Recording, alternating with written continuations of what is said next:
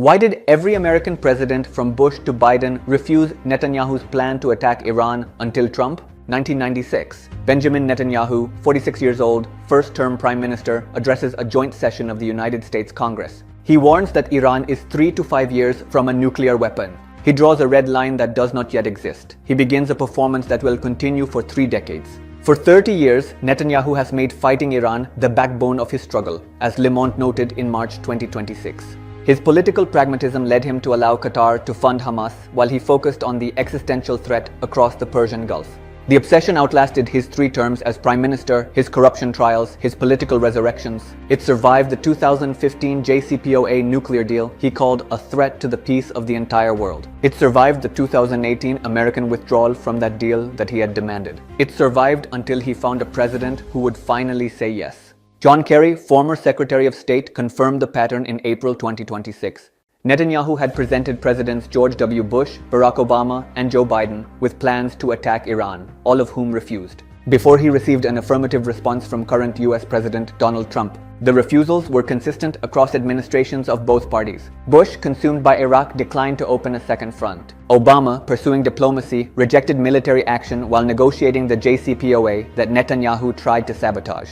Biden, in 2024, told Netanyahu, "You gotta win, take the win," after limited Iranian retaliation, explicitly refusing to support expanded operations. Each refusal followed a similar architecture. Netanyahu would present what Kerry called a 4-point pitch: kill the leadership, incite regime change, destroy the military, eliminate the nuclear program. Each president would calculate the costs: regional war, oil price shock, American casualties, Iranian proxy retaliation, and decline. The imminent threat was never imminent enough to justify the certain catastrophe. Trump's acceptance in 2026 broke this 30-year pattern of presidential restraint. The architecture of his decision reveals why he succeeded where others refused. According to the New York Times, Trump agreed to strike Iran after persuasion from Netanyahu and walked away from prior agreements, not for substantive reasons, but because President Obama did it. The motivation was not strategic assessment, but partisan negation, destroying Obama's diplomatic legacy and fulfilling Netanyahu's military ambition, and claiming credit for solving a problem that had been manufactured by its supposed solver.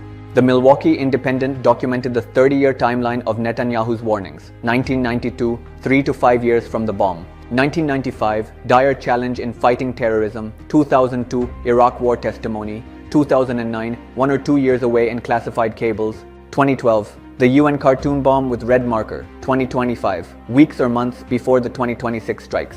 Each deadline passed. Each threat proved inflated. Yet the consistency of the warning, not its accuracy, built the political architecture for eventual action. Netanyahu's 1996 C-SPAN address to Congress, preserved in archives, shows the template. Time is running out. The phrase has been repeated for 10,950 days. The time never ran out.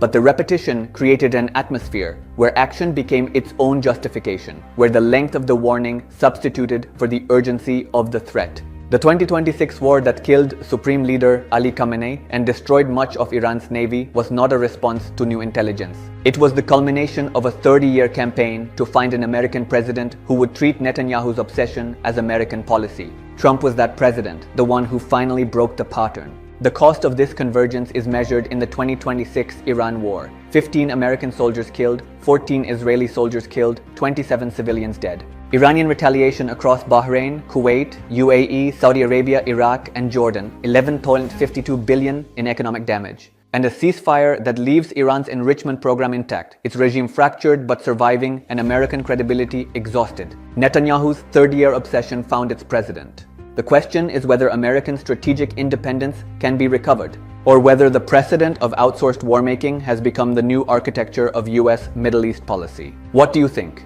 Is Netanyahu's campaign the legitimate advocacy of a small state facing existential threat, or is it the successful manipulation of American democracy by a foreign leader who finally found a president willing to sacrifice American lives? What is your perspective? Drop your thoughts in the comments below.